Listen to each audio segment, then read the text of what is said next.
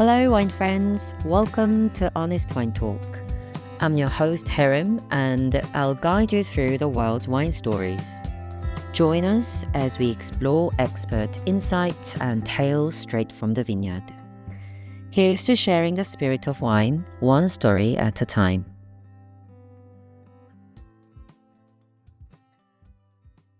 Hi guys, welcome to Honest Wine Talk today. A few days ago in Seoul, we had a pleasure in welcoming Jason Haas from Tablas Creek, and he was showcasing his wines at a trade tasting event organized by Paso Wines and California Wine Institute. So I'd like to introduce Jason to you guys and learn a little bit about his wines today. Welcome, Jason. How are you? I'm great. Thank you so much for inviting me. Thank you for coming. So would you introduce yourself, please? Sure. I'm Jason Haas. I'm a second generation proprietor and general manager at Tablas Creek Vineyard in Paso Robles, California. We are one of the pioneers of the California Rhone movement, and we've been here in Paso since 1989. Right. So have you always been making Rhone variety wines, or has there been any changes from the day that you founded the winery? So we have always been making Rhones, and really we created the winery to do this. We had the idea for what we wanted to make before we actually had the land. And the backstory of Tablas Creek is that it's a partnership. It has been since the beginning, equally owned and run by two families. One of the families is my family. My dad was an American importer of mostly French wines. The other family is one of the families whose wines my dad imported. So this is the Perrin family from Chateau de Beaucastel in Chateau de Beaucastel. So the idea for Tablas Creek came out of their trips to California that they made together to sell their French wines, and the belief that they came to that in this Mediterranean climate, the grapes that they knew and loved from the south of France should do really well. That's really interesting. So there was a vision from the day one that you wanted to make wine that's similar to, could you say that the wine is similar to Beaucastel wines, or is there something completely unique, but taking some ideas from Beaucastel? Yes to both of those questions. So I think if people are familiar with Chateau de Beaucastel, that's going to give them a good idea, a good starting point for what we do. But I also don't think that there's much value in trying to make a copy of a wine from someplace else. I think of it more as being like an artist's use of a particular color palette. The same thing with the particular grapes that we choose to use, but the way that we put them together and the way that they reflect the land that they're planted in is always going to have its own uniqueness, or else there's really, like, what's the point? Right. I agree. So then what would you say is that the difference that wines made in Paso Robles compared to Beaucastel? What are the errors and, Yeah, I mean, I think there's more similarities than differences. I think, again, if people know those wines and try ours, I think they'll taste a kinship. But the climate here is not the same as it is in the Southern Rhone. It's broadly similar, but it's more extreme here. So it's sunnier year round. It's hotter during the day in the summer, but it's colder at night. And the expression of the minerality from the soils here is a little more intense because the highly calcareous kind of limestone soils are right up at the surface, whereas in Chateau de Beaucastel, they're there, but you got to go down 4 to 6 feet to find them. So you end up with a little more brightness and a little more kind of this sort of salty minerality that I think you get from those soils here. And you get this lovely purity of fruit from all of the days of sun and the cold nights. So you have this little more primary character of the wines here, whereas in the Rhone, you have a little more of the kind of earthy, loamy character that I think people, that like the garrigue, that wild herbs that people associate with the Rhone. But as the wines age, one of the fascinating things is that they're at their most different when they're young, then they age closer and closer together over time. Oh, that's interesting. So how many years should we age to see that kind of similarities over time? I find that it starts to be pretty dramatic at kind of 8 to 10 years. They start to really converge. And these are, in general, these are wines that will go out 20 years or more. So you're not really risking that you might have kept them too long. Oh, that's interesting. So Paso wines, as far as I understand, they're the wines that can be drunk really young as well as they can age. So would you say that your wines benefit a lot more by aging, or is that something that you can enjoy as soon as you buy them, pop it, drink it? What would you advise to the consumers? I am a real believer that for a wine to be good when it's aged, it has to still be good when it's young. It's not like a wine becomes good suddenly with aging. The balance of the flavors changes. You get a little more expression of some of those secondary things, like, again, the kind of earth and loam and meat. Those, at least in red wines, those come out more. And then you get a little more kind of nutty, caramelly character on the whites as they age.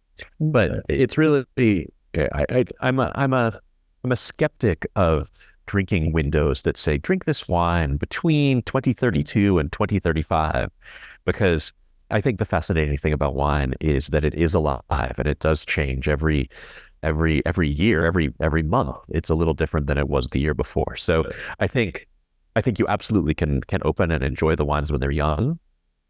But that if you choose to wait, you'll get just a different mix and a little additional complexity and nuance that wasn't there when it's young. So we'll have to buy every year many, many bottles so we can drink some every year to compare. That's honestly, that's more and more as I have gotten a little older, a little more experienced in my wine collecting.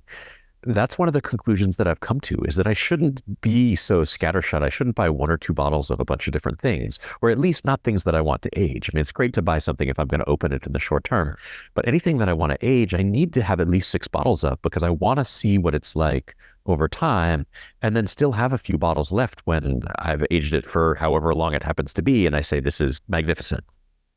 Right. That's the saddest thing, when you finish the bottle of wine that you bought and you have no more of it. And that's the tearing moment. All right. So you talked a little bit about the region. Could you tell us a little bit more about Paso Robles region in general, and where Tablas Creek is situated, and your approach to winemaking as well? Okay, I'll tackle the region first. So the Paso is in the central coast of California. So if you're looking at a map, it's almost exactly halfway between Los Angeles and San Francisco. And it's separated from the Pacific Ocean by one range of mountains. So we're close to the coast, but we're not actually on the water. So where Tablas Creek is, sort of at the western edges of the Paso Robles AVA, we're about 15 kilometers from the ocean. But in between us and the ocean is a range of mountains that's about 1,000 meters high. So Paso is really a semi-coastal region where you have a lot of indirect influence of that cold Pacific Ocean, but not a lot of the direct influence you might find in a region like Carneros or the Santa Maria Valley or the Petaluma Gap. So we don't get fog very often. It doesn't stay kind of cool in 70s during the day. In the summer, it heats up. That said, there's a lot of diversity within Paso. There are elevations from 250 meters to 600 meters. There's distances from the ocean from a little more than 10 kilometers to almost 70 kilometers from the ocean. There are temperature differences of sometimes 15 or 20 degrees Fahrenheit in a given day. And there's a bunch of different soil types. We happen to be on this very calcareous layer, which you mostly find west of town and south of town. But there are sandy loam soils, there are gravelly soils, and there are all sorts of mixes of those things. So it's a region that shares a warm, sunny climate. It shares a big temperature swing between day and night, and it shares a very long growing season, which combined with the cool nights means that you can get long hang times and keep really some very late ripening grapes on the vine and in good shape, even if you need to wait into November to pick them. I see. In terms of our own approach, we're pretty traditional in our winemaking. Again, we inherit the basics of our approach from what they do at Beaucastel. And it starts with farming the vineyard organically and biodynamically. So trying to make sure that we allow maximum possible expression of the soils on the wines, and really working to farm our soils as much as we are to farm the vines themselves. So if we have healthy soils with lots of organic matter and lots of life in them, then that's going to be able to give the vines the nutrients that they need, the water that they need, the complexity that they do well with. And then beyond that, we pick each variety separately. Everything's picked by hand. We'll do multiple passes through each vineyard block, picking just what's right, leaving what might not quite be ripe for another week or 10 days or 2 weeks, and then coming back and doing a second and sometimes even a third or a fourth pass. Right. Then everything is fermented entirely with native yeasts. We believe that those wild yeasts are another part of our terroir. And then we blend.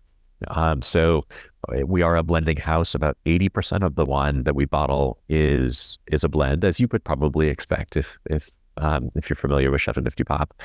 And our winemaking tends also to be pretty hands-off. We don't use much in the way of new oak. We're not adding enzymes or nutrients. We're basically letting the grapes become the wines that we feel like they want to be, and then asserting our own vision over them when we put our blends together in the spring 6 months later. I see. So one of the things that I've learned about your winery is as far as to sustainable and organic winemaking, you guys are certified for Regenerative Organic Certified for the first time, the first winery in the world. Is that correct? That is correct. That's something we're very proud of. That happened back in 2020. Wow. So congratulations. And so I don't think a lot of people are familiar with this concept yet, or at least here. So could you tell us through what this is and how should we understand this as a wine drinker? How does it translate to our wine and the quality of wine? Sure. And it's not just in Korea. I mean, it is new worldwide, and it is a worldwide certification. It's not just a California thing or an American thing. But so the idea behind regenerative farming is similar to what, if people know biodynamics, where you're creating an ecosystem that is in balance because it's got a diversity of different plant species and ideally animal species in there. You're looking very consciously to foster a healthy microbiome, so have healthy microorganisms and soil and worms and insects and all those things in the soil to keep it naturally fertile. That's the basis of regenerative farming as well. To that base, you're adding a move away from tilling. So instead of turning the soil over regularly, you're instead letting those soil networks continue to build, which builds the organic matter in the soil and allows the soil to both hold more moisture and hold its temperature better. It also means that your soils are holding more carbon. So your plants are pulling carbon dioxide out of the atmosphere and through photosynthesis, putting it into the soil. And then regenerative farming is designed to keep that in the soil as much as possible. So you have a focus on using your farm unit to address some of the larger challenges that we know the world is facing, like climate change or resource scarcity or water availability. And then to those farming basics, there are really 3 other pillars that the regenerative organic certification covers. One of them is resource use. So you need to be working to reduce your dependence on shared resources like non-renewable energy and groundwater. So we're 100% solar powered. We're largely dry farmed, which means we use only a little bit of irrigation to get new vines established. And then once they're established, we've moved away from that. So we use 80% less water than the average California winery per acre. And then beyond that, there's an animal welfare component. So if you have a working animals on your farm, as we do, we have 275 sheep that graze the vineyard every winter, and they're a big piece of our soil fertility because they turn all that growing. They're essentially mobile composters. They turn all the growing cover crops and weeds into manure that nourishes the soil. But if you have working animals, they have to be treated well. You have to have an animal welfare certification. And then finally, there's a farm worker fairness component where you have to show that your farm workers are being trained properly and their working conditions are safe, and that you're paying them a living wage for where you are. So it's a combination of purely kind of soil farming focused things and things that if people are familiar with, like the B Corp program, where you have a commitment that your business, your private business, has positive side effects on your people, on your community, and on the broader environment. This certification tries to encompass all of that. Right. So it sounds like a really dedicated and a lot of work, and also sounds a bit expensive as well to all this winemaking. So where does this whole idea come from? Why did you guys decide to go through all this as a winemaker? So we were already farming organically and biodynamically, which we did because we felt that it was the right thing to do to make great wines and to make sure that our soils were as rich and fertile as possible, which translates into longer lived grapevines and grapevines that are less susceptible to things like heat spikes and droughts. So we felt like it was sort of our hedge against the challenges of climate change and just the challenges of being in a dry, hot, stressful climate anyway. So the move from that to regenerative organic basically came because it, for us, addressed the shortcomings that we felt there were in the pre-existing certification. So organics is great as far as it goes, but it doesn't really talk anything about your resource use. You could be flood irrigating a water intensive crop in a desert climate and mistreating your workers. And the organic certification just doesn't care about that. That's not what it's focused on. And biodynamics, it's a really wonderful prescription for soil health. But if you've ever read the biodynamic literature, it's sort of inextricably tied up in this mystical language, kind of talking about activating cosmic energies and working in conjunction with the stars and moon and things that it's sort of hopelessly unscientific. And it was written 150 years ago, before there were worries about things like climate change or resource scarcity. So this felt to us like an updated version of the best certifications that didn't have the gaps in it that those certifications did, but had more rigor than many of the sustainability certifications that exist, which do look at everything from like biodiversity to your energy use, to your water use, to your farming, to how you treat people. But often the bar to entry for those is pretty low. So you don't even have to be farming organically. You could be spraying with Roundup and still get all these things sustainability certifications. So this was both broad and rigorous. And we felt like it just made all of the other pieces that we were thinking about all fall into place. Right, sounds like a really strong commitment. And if consumers learn about all this, I think it'd be really good to create that kind of connection with your wine and to your land and to the people that are around and the animals. So basically the whole universe of Paso Robles and the wine actually kind of getting transferred into the bottle of wine. That's very, very interesting. And it's a great education as well for us to learn about how you guys make your wines. It's not just about making and selling them. So this is really interesting to learn. So I want to move on a little bit from winemaking to your varieties. So you briefly talked about earlier that you make wine with Rhone varieties. So could you talk to us about the decision to focus on these grapes and how you select the blends for each of your wines? Sure. So our decision our decision, again, comes from our partnership with the parents at Beaucastel. And they're famous for using all 13 of the Chateau de Beaucastel grape varieties in their vineyard. It's one of the things that sets them apart from most other Chateau de Beaucastel producers. So when we started, we brought in 8 grape varieties that are the core ones that they use at their vineyard. And that included some relatively famous ones like Grenache and Syrah and Roussanne, but it also included some that had never been used in America before, like Counoise and Grenache Blanc. And we were really impressed with how well some of those more trace varieties, more obscure varieties from France did in Paso Robles, to the point that in 2003, we decided we wanted all the rest of the varieties, even the really rare ones that there are only an acre or two of in France. So we brought in all of those as well. We now have all of them in production at the vineyard.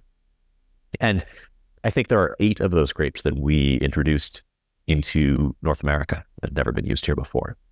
And so we do try when we can to bottle those, particularly the obscure ones, on their own so people can try them. In many cases, nobody's ever done this before. Nobody's ever tried them. But these are grapes which almost all shine in blends because they bring something to the blend that maybe the lead varieties don't. So you think of like Grenache and Syrah and Mourvedre are the 3 lead red grapes, and Grenache is very fruity and spicy and good acid and very outgoing. Syrah is dark and tannic and rich and kind of minerally, and Mourvedre is earthy, loamy, meaty, red-fruited, chocolatey. And the things that, those fit very neatly together. They have, they each have their own strength. But if you look at a grape like Counoise, it is bright, brambly, a little bit wild, spicy, high in acid, and low in alcohol. So it helps moderate the others and bring out this kind of freshness and spice element. So what we're always trying to do in putting our wines together, and this is true whether it's reds or whites or our rosé, is we're looking for balance. We're looking for complexity. We're looking for different flavors that will come out depending on the temperature that the wine is served, or how long the bottle has been open, or how long it's been aged in people's cellar. And we feel like each of these grapes, it brings a different aspect to the blend, and getting a chance to put together a collection in which they all play a role is one of the most fun things that we get to do. But yeah, that's really interesting. I remember at the tasting event, we're tasting some of your white wines, and I remember one journalist commented that this wine tastes just like Rhone white wine. So yeah, so could you tell us a little bit about the white wine that you have? Sure. So people probably don't know the whites from the Rhone Valley as well as they know the reds, and that's absolutely makes sense, because more than 90% of the grapes planted in the Rhone Valley are red. So whites have not historically been a huge piece of most of the Southern Rhone's mix, but the grapes that evolved there are lovely. So you have everything from these very rich, kind of textured, honeyed white grapes like Roussanne and Marsanne. You have a very floral, kind of stone fruit, peachy white grape in Viognier. And then you've got some very bright grapes that are sort of lemon, citrus, rocks, minerality, like Picpoul and Picardin. And then you've got grapes which sort of sit in the middle that have a lot of texture, but also bright acid, like Grenache Blanc and Bourbon. So white wines from the Rhone are actually more diverse than red wines from the Rhone, because most red wines from the Rhone are mostly Grenache, or sometimes led by Syrah. Whereas the whites from the Rhone could be based on any of like 5 or 6 different grapes, and you don't know unless you know the producer. So at Tablas Creek, we do 3 different white Rhone blends, one each based on Roussanne, on Viognier, and on Grenache Blanc. And into those lead grapes, we try to blend as much of the higher acid varieties, or the more floral varieties, or the more textured varieties, so that we have richness and brightness. We've got texture and minerality, and we've got fruit, but also non-fruit elements.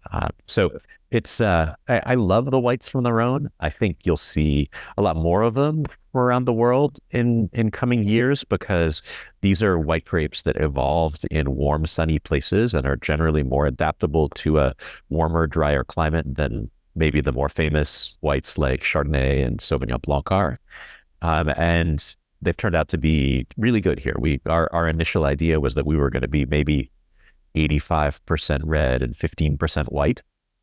And the whites have been so good that we're now up to 35% of our production being whites. Oh, wow. So do you sell most of your wines in America, or do you have a big export market at the moment? We do sell most of our wines in America. We sell about 90% of what we make is domestic.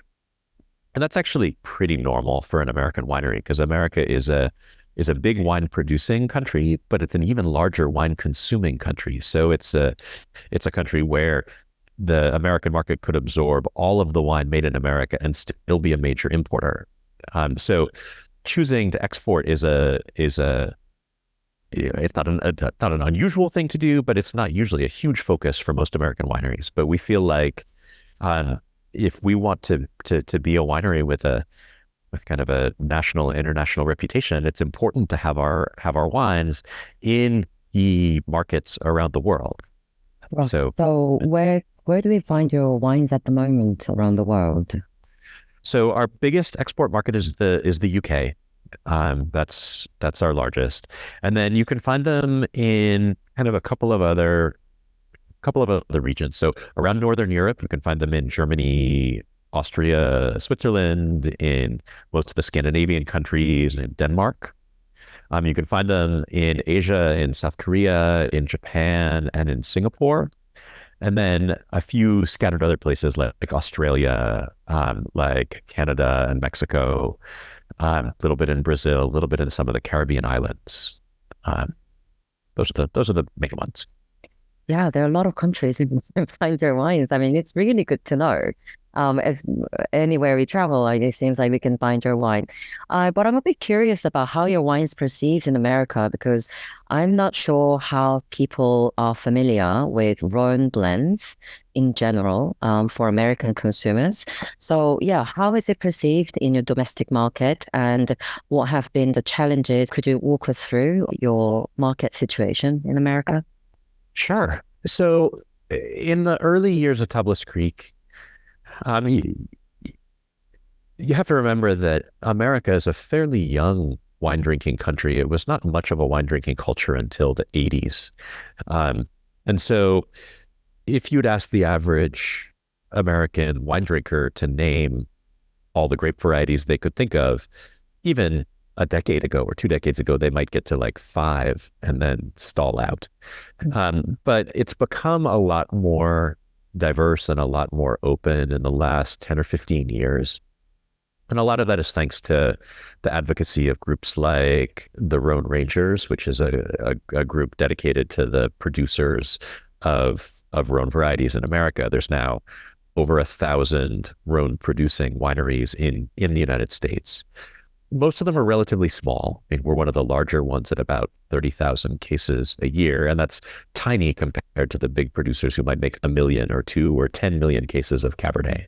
But the combination of the increasing familiarity and access that people have to wine country around America, the fact that these grapes really do very well in a lot of the warmer climates here, and just the growth in sophistication of the American wine market means that now there's a real community who's grown up around these sorts of wines and knows and loves them. Oh, I see. And your wines, how much do they retail at usually? Our wines retail for between $28 and $70 in the United States. So they're not bargain prices, but they're also not among the most expensive wines by any stretch. I see. Okay. So in what ways does Tablas Creek engage with a local community in Paso Robles and the broader wine industry to promote your sustainability and quality winemaking? That's a great question. I spent a lot of time thinking about that. One of the advantages that we have, or that we choose to use, is that there are organizations within the world of wine for almost everything. So, for example, it was through the Paso Robles Wine Country Alliance that we recently got involved in that California Wine Institute tour of Japan and South Korea. And that local organization, which is dedicated to and really run by the local wine producing community, is able to aggregate all of our efforts and energy and come up and create this kind of coordinated campaign that we would never be able to do ourselves. So we've been members of that organization since we started. I've served several terms on the Paso Robles Wine Country Alliance board of directors. In a similar way, we're members of the Rhone Rangers. I've been on that board of directors for almost 20 years. We participate in events like the Hospice du Rhone, which is another Rhone-focused event. So we try to get involved with the organizations that are in a position to advocate for the kinds of wines that we make. And that also is true in terms of sustainability. We're very active with the Regenerative Organic Alliance, and with the events that celebrate organic farming or biodynamic farming or regenerative farming in California. So a lot of what we do is kind of this community marketing the categories that we're a part of, as much as it is just ourselves. Right. So yeah, I mean, when you guys came, there was this really great community feel that you guys are helping each other to make better wines and more quality wines together, not competing individually. So that was really beautiful to see. But wine is not a zero-sum product. It's not like buying a car, where if I buy a Toyota, I'm not also buying a Volvo. Wine is different. If somebody buys a bottle of our neighbor's Syrah, they're not less likely to buy a bottle of our Syrah. They're more likely to. Same thing if somebody buys a bottle of biodynamically farmed wine from Oregon. Like, does that make them less likely to buy a bottle of Tablas Creek? No, it doesn't. It's actually, you can market together with other producers who are from your region or who are a part of one of your categories without it feeling like you're somehow undercutting your own success. yeah, that's a really healthy way of looking at it. Yeah, so I'm curious how Paso Robles' reputation before and now. So you guys have been doing this great work to put the names out there as a region and the wineries individually as well. So internationally or domestically, I'm curious where Paso Robles stand as a wine region now. So let me take you back 20 years. So when I was starting out at Tablas Creek, I would go around the United States and work with our distributors in different markets or do tastings in different places. And I would say that we're from Paso Robles. And even the people in the business would sort of get this puzzled look on their face and say, "Oh, Paso Robles, what part of Napa is that in?" And I'd have to explain, so we're not in Napa. This is a different region. We're south of San Francisco. And I think in the last decade, domestically, Paso has really started to come into its own. I mean, it's had a Wine Spectator #1 wine of the year. It's been the wine region of the year and the Wine Enthusiast. It's been the subject of articles in every major wine magazine, reviewer publication. So I think it's now established as probably the third most recognized region in California after Napa and Sonoma. Internationally, I think we're still a few years behind that in recognition, which is why like tours like this recent one are so important, because Napa casts such a big shadow out there internationally that it's important to remind people that it only represents 4% of the wine made in California, and that there are these amazing and dynamic regions that are in other wonderful parts of California. Right. That's always mind-blowing to know that only 4% is made in Napa. It feels like 110%. It sometimes does. I agree. Right, right. But yeah, I think it was a great exposure in Seoul. I think there was a lot of talks about how exciting to have Paso Robles in Seoul and meet you guys, meet the winemakers, meet the wine owners. Yeah, I think it created such a buzz, and I hope to see your wines in Seoul a lot more, and people get to talk about your wines a bit more, because it's interesting, especially Rhone variety. They're very, very interesting. Um, yeah. So how do you feel about being in Osaka, Tokyo, and Seoul? I'm sure the audiences are a little bit different in their interest in their wines, what kind of wines they want to buy. Yeah. So how was your experience with a trade event with California Wine Institute in three different cities? Honestly, I thought that the interest in all three cities was really high. Uh, and we did trade events in all three cities. We did events for local journalists in all three cities. I thought it was great. I would say that the level of interest was extremely high. The level of pre-existing knowledge about Paso Robles was often pretty low, which just suggests that that's kind of the perfect time for us to be out and doing this. And it's the kind of thing that would be very difficult for us to organize on our own. So the fact that we can kind of piggyback on the work that the Wine Institute is doing, and the fact that they chose to feature Paso as their featured region on this tour gave us the opportunity to kind of step in and take it to the next level in terms of education. Mhm. Yeah, I'm always very excited to host these events. Last year we had Sonoma, and this year we had Paso Robles. Excited to see what's coming next, but we definitely thoroughly enjoyed the wines made in Paso Robles this year. Right, so back to your winery, Tablas Creek. So could you highlight a few wines from your portfolio that you believe uniquely represent Tablas Creek and share what makes them special? Sure. So our flagship wines, both red and white, we call Esprit de Tablas. So we have the Esprit de Tablas, which is the red, and the Esprit de Tablas Blanc, which is the white. Those are the wines that we model most closely on the Beaucastel Chateau de Beaucastel red and white. So the red is based on Mourvedre, the white is based on Roussanne. And each wine incorporates roughly the top 15% of what comes into the cellar for the vintage.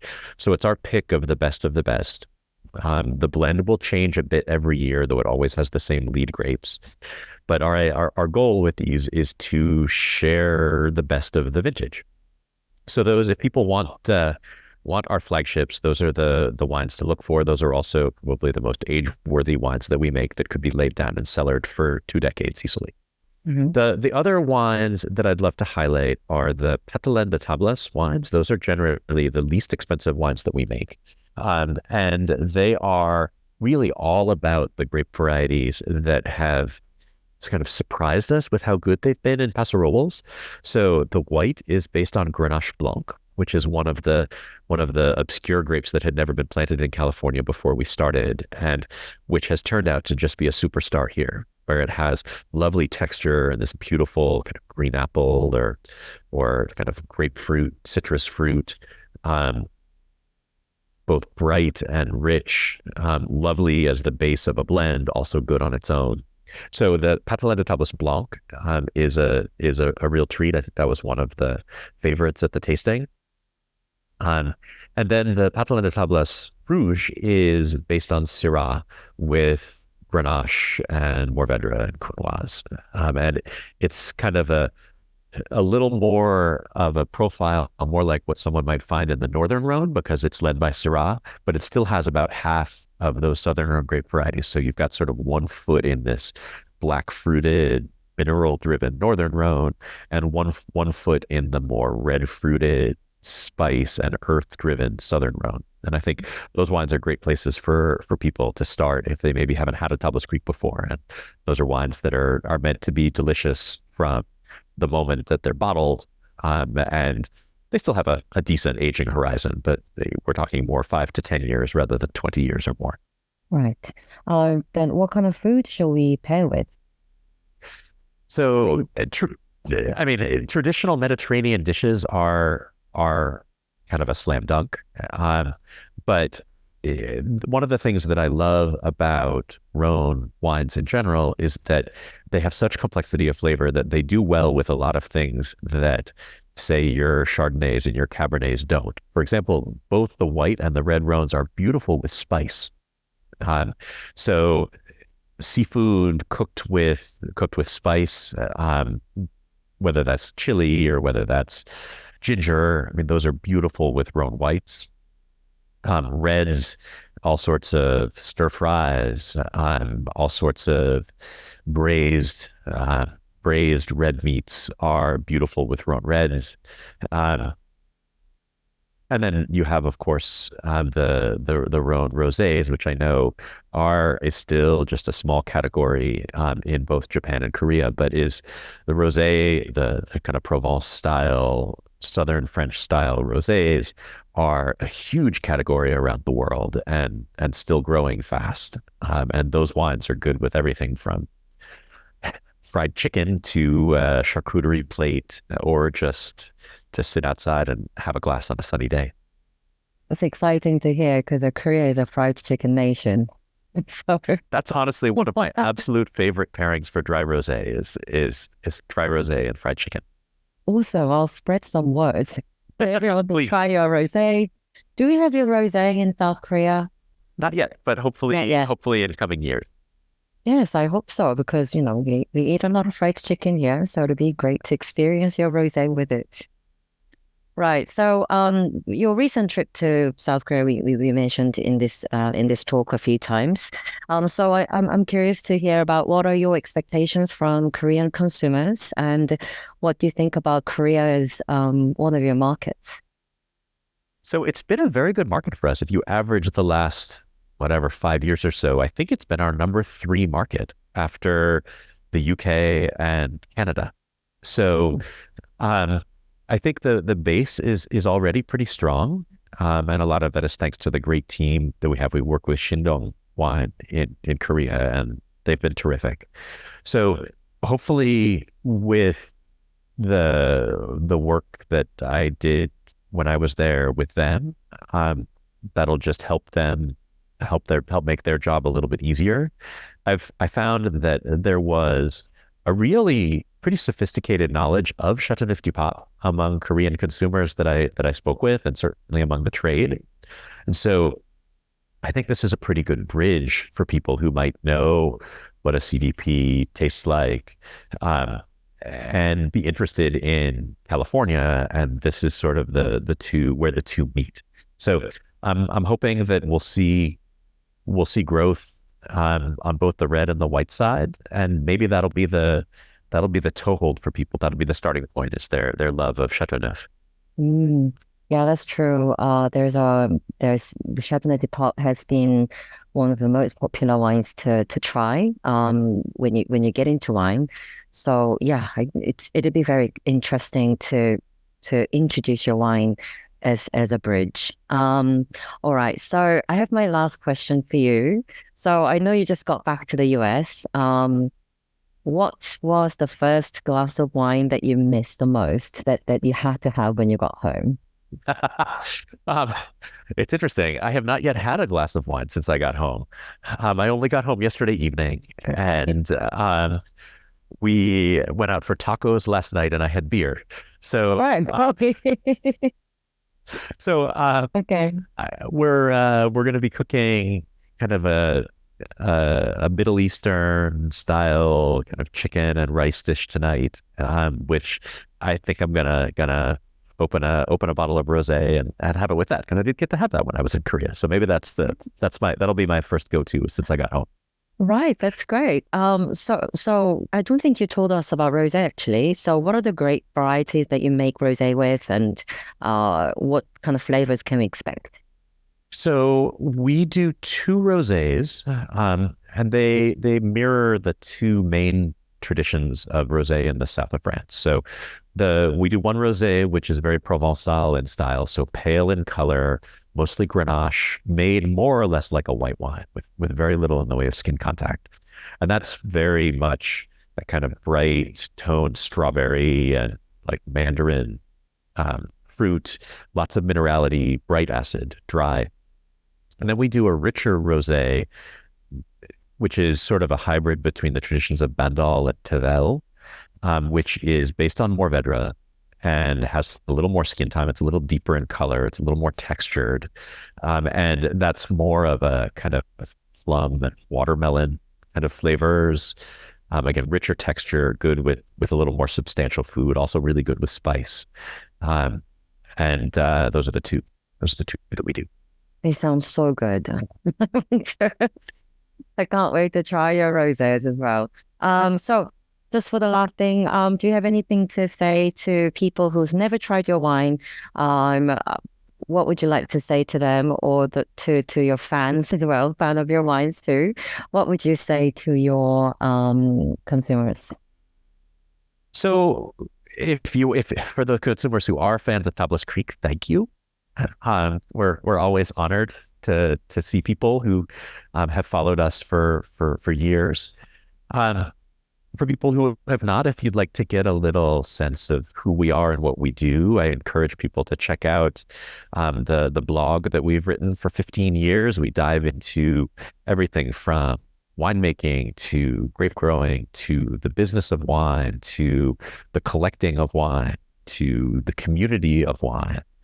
And we try to share as much as we can over social media as well. If you want to get a sense of what our world looks like, what the vineyard, how the vineyard changes from season to season, who the people are who are involved in this. We're at Tablas Creek at all of the major social media platforms, and I think we try really hard to share content that's not promotional, but is instead hopefully fascinating, and it'll give people a window into our world. Oh yeah, that's really great. So do you have your cellar door open? Do you have access to your winery? Absolutely. Yeah, we're open every day. I mean, with a few holidays accepted, but we're open 7 days a week. We're the tasting room is at the winery, so you can come and see the vineyard, see the flock of sheep, see the winemaking as you taste the wines. But yeah, we're open in our little piece of paradise, 10 miles west of Paso Robles every day. Did you have alpacas as well? We do. We have one alpaca. His name is Paco. He's sort of the lookout for the flock. He's designed. I mean, alpacas tend to look up. Their necks look up, unlike sheep who all look down. So the idea in getting alpacas was that they would be not necessarily guard the flock of sheep, but alert the flock of sheep if there was danger nearby.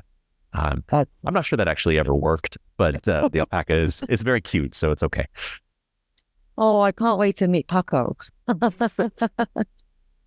I hope I get to make a trip out there sometime and meet you and Paco together. Absolutely. We'll make it happen. Try some of your wines, yes. Thank you so much for talking to us today. It was a great pleasure to have you. We learned so much about Paso Robles and Tablas Creek, its own uniqueness, and your winemaking and your wines. So very excited to have you here today, and I hope that we'll have you again sometime. Thank you, Harman. It was a pleasure. All right. Thank you.